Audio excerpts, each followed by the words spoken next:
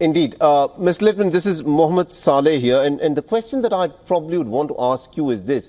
Considering the manner in which things are escalating and things clearly seem to be going out of hand, in your assessment, what do you think is probably the elbow room for diplomacy here?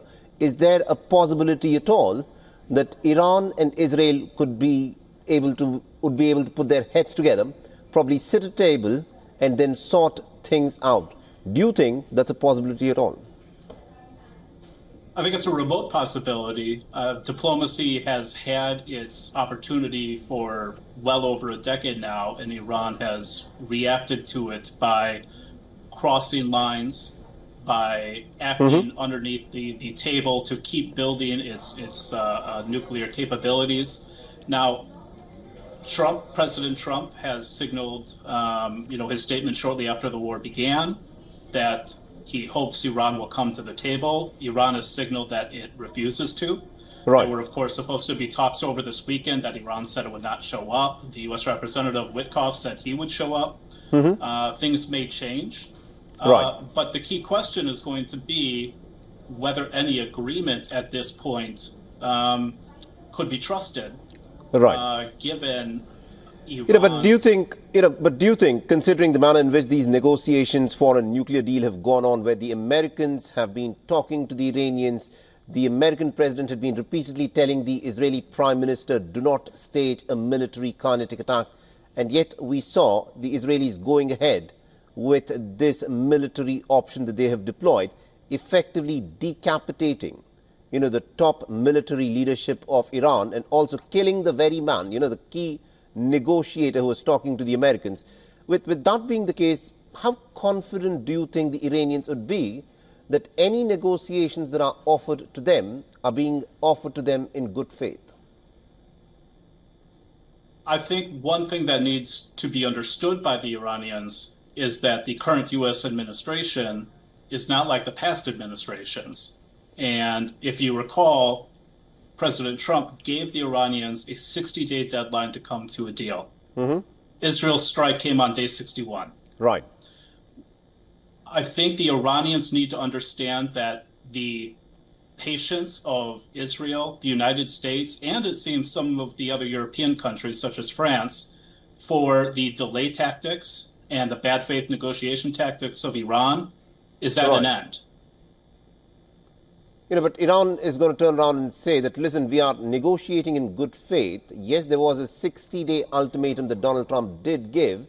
And on the 61st day, the United States' closest ally in the Middle East, the state of Israel, staged this attack on them.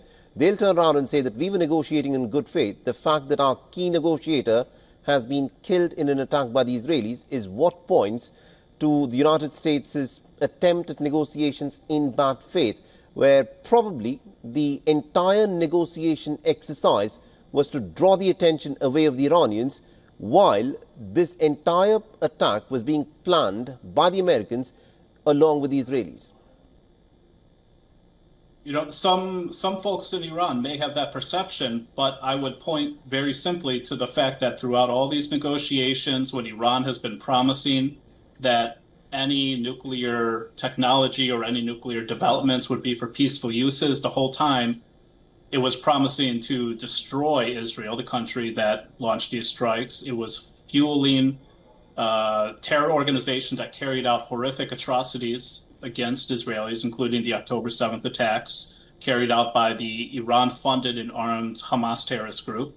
Right. It was fueling Hezbollah. So I think Iran does not have much ground to stand on in terms of claiming it was acting or operating in good faith.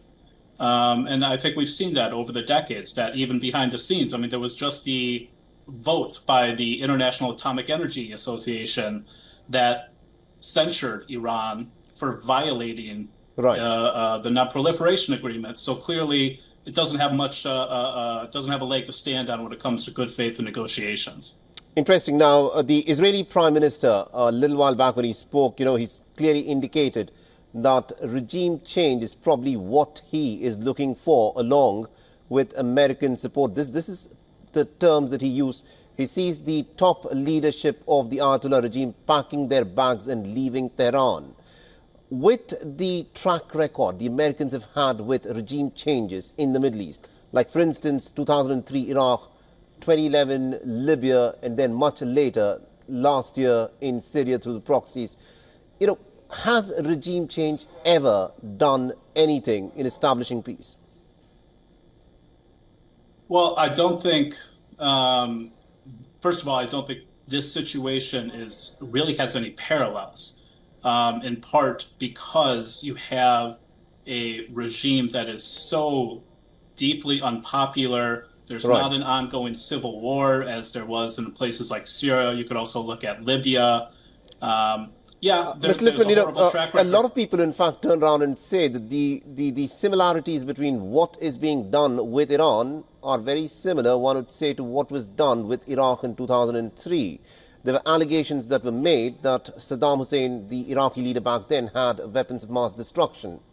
A similar sort of an allegation is being leveled against the Iranians, saying that they are pursuing nuclear weapons at a time when Iranians have been over and over saying that they don't have any nuclear weapons, they are not pursuing nuclear weapons. With that being the case, and looking at what happened with Iraq just 23 years ago, are we seeing history effectively repeat itself?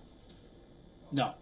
And I would even take a step back and say, if Iran was not seeking nuclear weapons, then why was it enriching uranium to just below the threshold needed for weapons grade, which is far beyond anything you could ever need for peaceful civilian nuclear energy? It's just the actions are very different here. The evidence is beyond doubt of what Iran was really trying to do, whereas in Iraq, I think the evidence was much weaker. And there did deserve a lot of criticism for the way the United States approached Iraq in 2003. I also think there's a very different circumstance here in that there are no foreign troops that are going to be invading Iranian territory. I think whatever happens within Iran with regime change will be led by other Iranians. And I hope that the Iranian people are allowed to decide their own fate ultimately about what kind of future governance they want. All right. Interesting. We'll have to wrap it up there. Thank you very much indeed, Mr. Littman, for joining us with that perspective there. Thank you so much. So this is what is happening at the moment, where the Israelis have now staged an attack on one of the oil and gas refining facilities. And it now remains to be seen how the Israelis will, of course, progress from here. Because remember, there is a qualitative change in terms of what the Israelis have now struck. They have hit at what is effectively a critical infrastructure site of the Iranians. The Iranians will, of course, hit back. And we now need to see as to what, of course, is going to be on the target of the Iranians.